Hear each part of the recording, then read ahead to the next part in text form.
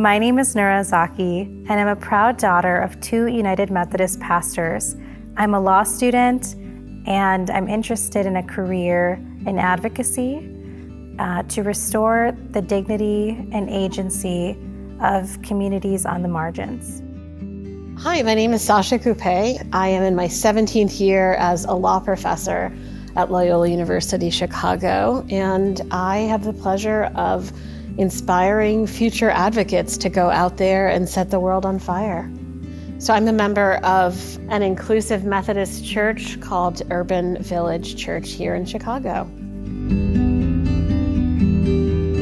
How did you end up in law school?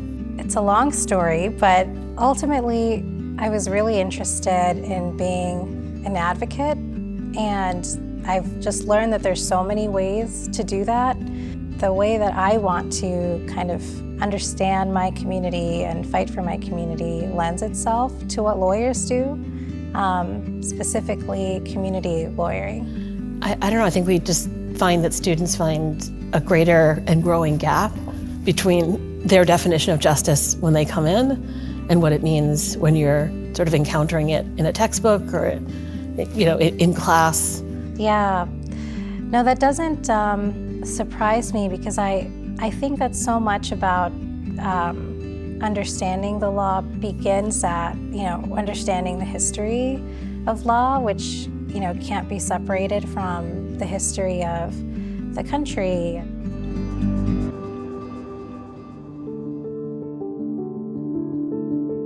I think it's incumbent upon people like me as educators to make sure that we clarify, right, that law isn't neutral, that there are ways in which we've used law to preserve capital and not for aims of justice.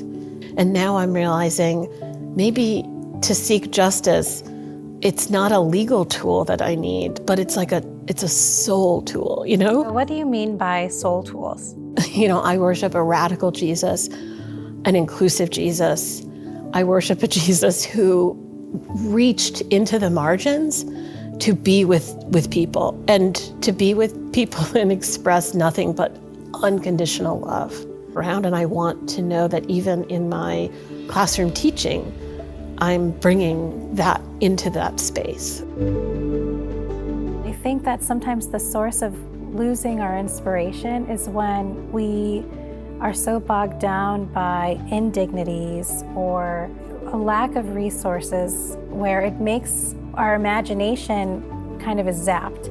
Our inspiration is zapped. We're no longer thinking of what ought to be. Yes, and we really accept what is, right? And yes.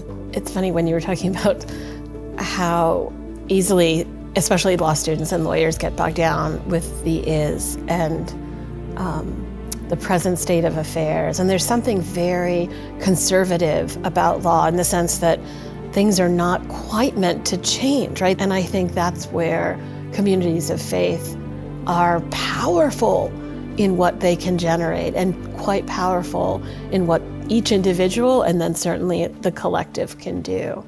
We have this mandate to love our neighbor and to think as a collective and a community. The possibilities really are endless in terms of how we can show support in systems where there's limitations. And I think that's the space in which I am, where I'm sort of wondering, am I really being most impactful here?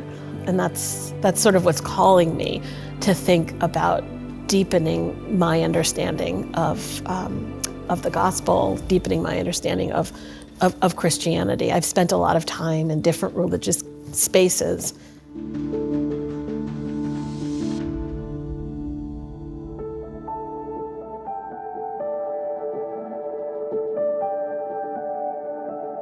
It's almost a relief, in the law, that I feel like I've come to it with understanding, because very rarely will you have perfect victories or easy wins. Matters that reach the legal system are so complicated.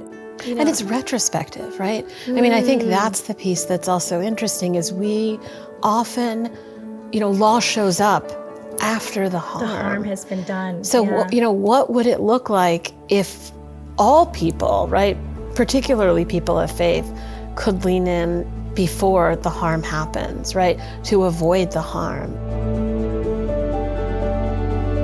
Growing up on the southeast side of Chicago, we just a beautiful, vibrant, culturally rich community, but with this history of dirty industry and environmental racism. Working as an organizer for many years reminded me that the victories don't always come, and they are often David and Goliath situations, but the process really matters. And I think that that's also, what the teachings of Jesus displays as well. The road matters. The way that you live each and every day matters. And I think in order to fix this, we need to remember that we are all part of a whole, right? And I think the church does that so much better than any other institution. Those fractures will remain. I think that's when I think about beloved community, that's what it is. It's that we bear each other's burdens and we celebrate each other's joys. And I hope to be part of that.